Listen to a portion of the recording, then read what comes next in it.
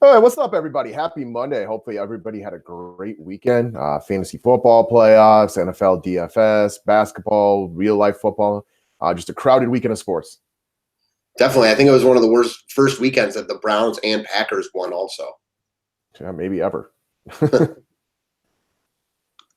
All right, guys. So we had the Miracle in Miami yesterday. I actually missed the Packer game yesterday. First one I missed in 11 years. So I had to come home and watch highlights of sports, which I usually don't have to watch highlights of football because I feel like I catch everything. But onward and upward into basketball, we got a big slate tonight. Ooh, I forgot to change it. It's 11-game slate, not 8 games. It is a monster slate tonight with a lot of good spots. Mondays play out weird. A lot of injury news. Some we know, some we don't know. Definitely an action-packed Monday. No questions about it, guys. If you want info for DFS, if you are new to the station, free info will be on here pretty much every single day. You want that, press that red button that says subscribe. If you want to pay a few extra bucks every month and get the pay info where we break down the entire slate, go sign up to be a member. We'd love to have you. We tried something on Friday. We came up just a little bit short, so we'll try it again. Should have planned it for Monday in the first place just because Mondays get more DFS. What's the best word for it? I think more people play DFS on Mondays just based on like size of contests and views of the show and stuff like that. So we'll try it again. If we get 400 thumbs up or likes today, we will make Wednesday's private video public because it's a bigger slate on Wednesday. So if you want part of that, go ahead and give the thumbs up. Go follow the new official DFS 5-Pack Twitter page. The link is down below. We talked about signing up. You get the written format every single day. But let's move into the free picks, guys.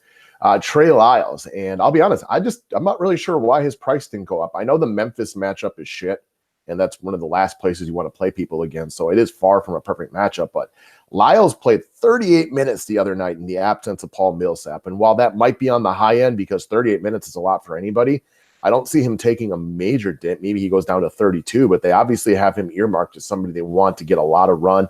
And he scored almost 30 DFS points the other day in this spot without really making any of his shots. So I figure he'll be popular today, but let's use it one more day before he ends up being 4,500. Yeah, he'll be popular. All the Nuggets, in my opinion, or at least like the three main guys I'm looking at here, didn't have a price increase at all. And I get it. Like you said, the matchup isn't good. But Lyles under 4K is ridiculous. Hernan Gomez under 5K right now is all sorts of ridiculous. And then Malik Beasley, who played 30 minutes and had 25 DK points at close to minimum, is ridiculous. So value all over here. Lyles could easily say he's the best of the bunch there because of the minutes he's playing. And seriously, the price is ridiculous here. Yeah, he'll be priced up here. This guy will probably be closer to 5K within the end of the week.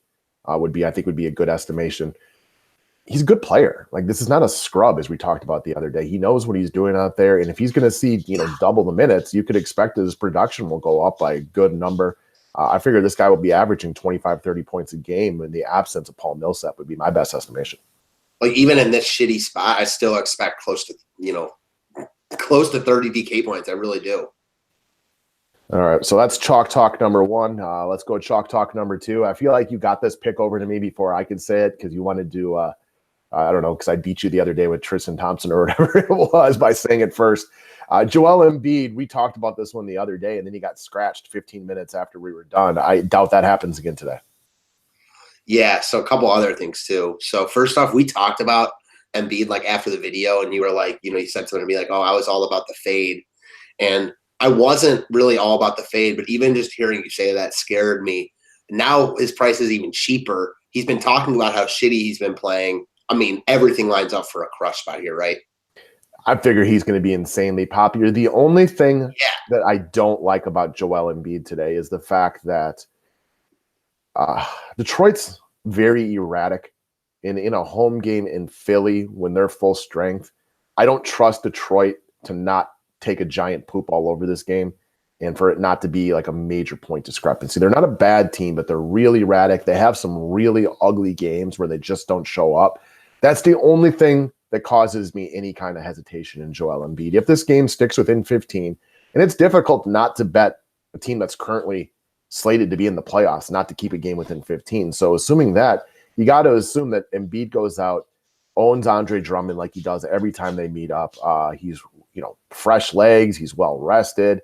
I expect him to be popular, so I definitely want him in my cash lineup. We have the money to afford him easily today. And I figure he'll, at the very minimum, he'll eat while he's out there. And if that equates to only 44 points, I guess you just have to learn to live with it. But if this game is semi-competitive, I expect over 50. I'm not overly concerned with a blowout here. I think Detroit's better than they've played the past couple of days. It could happen in any game. Sure, I get it. But I'm not basing my night around Detroit getting blown out. But they have a tendency to like really play ugly games where they're not competitive when they lose a lot of times. See, that's the only fear that I've. What's that? Oh, I said, Lord, I know, like AKA that OKC game last week. Right. I mean, they have a tendency to pull that. So it wouldn't shock me, but I don't want to make that bet. And I feel like he's still got a good floor, even if they run him out of the gym. Good point. I'm glad you brought that up. Detroit's also kind of depleted right now. Like they're missing a lot of their backcourt. We'll get into that more on members only. So there's nothing not to like about Embiid here. I'm not sure, it's very early still. And, I haven't caught too much stuff, but I've listened to a little bit. I don't know if he's going to be as popular as we think he should be here, only because, there's a lot of really good plays on this slate. Center is obviously tough. And honestly, from what I have heard, Blake Griffin was getting a little more love than Joel Embiid. That shouldn't be. And who knows if that will end up happening, but something I'm keeping my ear out for. Yeah. He got a lot of love the other day and was like 10% owned. And that was partly because the power forward position was so loaded that it was hard to play him. I figure Embiid will be pretty popular as the day progresses. Sub 10K, what a difference that, not being into the double digits makes. Even though it's 9,800 and 10.2 doesn't really matter that much. It does, it's the same reason they price things at $9.99 instead of $10.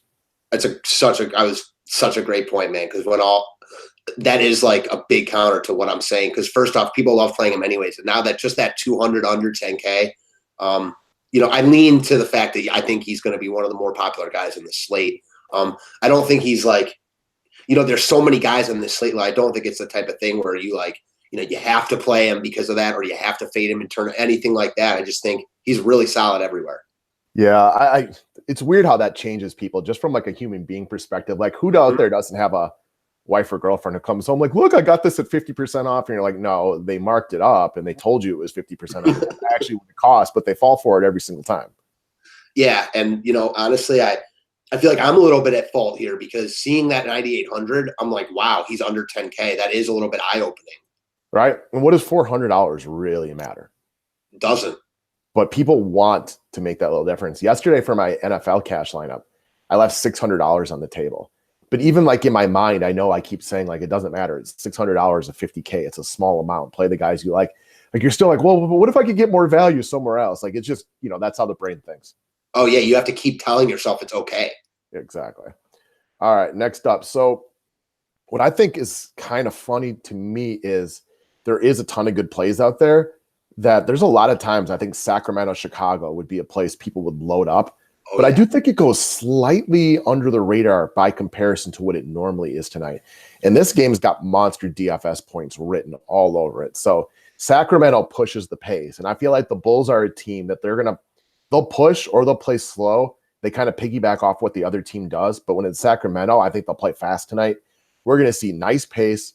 We got two teams that, don't exactly worry about turning the ball over too much. So that bumps up with steals. We're not going to see great defense from either end. So I feel like this is going to be a sexy, sexy game from a DFS perspective. And a guy I have a lot of interest in tonight is Lauri Markkanen.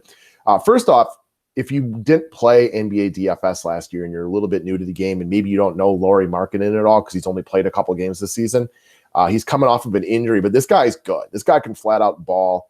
This is a great spot for him to be in. And I love the blowout the other night when Chicago lost by 7,000 points because he didn't even see a price increase even after coming off back-to-back 40-point games. I like this game a lot, and he's one of my favorite pieces from it. Yeah, I love your point at the beginning. I think this game falls way under the radar. And then like on a normal slate, like on some of those slates we had last week, this would be the game to target. I think it goes way under the radar from what this game would normally be. I love all your points. Markkanen is kind of coming into his own a little bit, still has, shed the rust a little bit, but he's played really well. Why wouldn't he play really well here in a pace-up spot? Rock solid. Yeah, he might already be like Yeah, maybe he's not better than Zach LaVine, but he's like one of the Bulls' best players. But because he hasn't been around that much this year, I feel like people will kind of sleep on him a little bit. Plus, they'll look at a couple of those less than stellar scores. Like he was never going to play a ton of minutes against Boston on the tail end of a back-to-back, and then they lost by monumental point margin. Like I expect a good game from Lauri Markkanen tonight. Yeah, I like that call a lot. All right, now your boy D Wade. Okay, so in another game I like a lot that I think gets, I'm not sure what happens in this game in terms of ownership. I think you can look at a lot of pieces from both sides here. So first, got to mention the intangible aspect here. It's Wade's last game against LeBron. They played 16 years. They played a lot of those years together. I think it's a definite get-out spot for both, but more so in Wade because LeBron is LeBron James. We saw Miami the other night missing what I think their entire roster. Tyler Johnson got hurt in the first quarter of that game. Josh Richardson missed that game. Dragic is questionable. Regardless, even if everyone was in, I would have Wade in play here for the intangible aspects of this game. With all those guys out and the fact that I think this game is going to be really close, and we talked about the need for Wade to close, I think this is a get-up, upside spot for Wade. I don't think he's a must, but I think he's a guy you can definitely take a look at in tournaments. I don't think he'll be, a lot of people will go here either, too. So I think you can get him at lower ownership. There's often times where Dwayne Wade's in crush spots. And I want to actually go back to like the NBA playoffs last year, where I swear I rostered him in every single slate that he was on. And he always did a good job because that worked out for him. People just have a tendency not to go to Dwayne Wade, especially at 5,800. So you've seen a couple of monster games from him lately. This has the potential of being a low ownership play. That could get you 40 tonight. Not saying that he will. He's also got a lot of bad games in there, but your point about the intangibles, and that's a get-up spot for him against LeBron. I like him better if some of those guys are out. I think that's just, it's more of a requirement than for him to play bigger minutes. And for all we know, maybe he's even pushing Coach Spo to let him play a little bit extra tonight in this last game against the Lakers too. It's not just LeBron, it's the Lakers. You know, one of the all-time storied franchises in sports. His last trip to LA to play them. You can see this as being a get-up spot for him. And as always, he didn't play yesterday. And you never want to play Dwayne Wade on a back-to-back, so it's not a back-to-back, which is real important. And one point that you made about Wade a bunch that I've definitely gotten on board with is, you know, he's old and he doesn't have what he used to have. But for a 15-minute stretch or for a one-game stretch, he's probably Miami's best player. Yeah, for brief stints, because he can't keep it going. He's had those degenerate knees now for a decade, but that's why like the back-to-back's so important with him. His numbers in back-to-backs, like you've talked about, LeBron actually gets better in back-to-backs. Dwayne Wade gets a million times worse than him. So it's huge that he didn't play yesterday. Yeah, massive. And I'm so with you. It's definitely want those guys to be out. And it's like we always talk about, it's a balance with the video. Don't want to talk about a guy that might not end up playing later, but it's early and we want to get the video out. And I wanted to talk him over. There you go. All right, guys, have yourselves a wonderful Monday. If you haven't yet, go sign up to be a member of the DFS 5-Pack. We'd love to have you come join the family. Outside of that, I don't know, go rock this thing tonight. We got a showdown for NFL coming out. We got the second half of the primetime slate. We got NBA tonight. Another great day of sports. Yeah, as always, let's keep it going.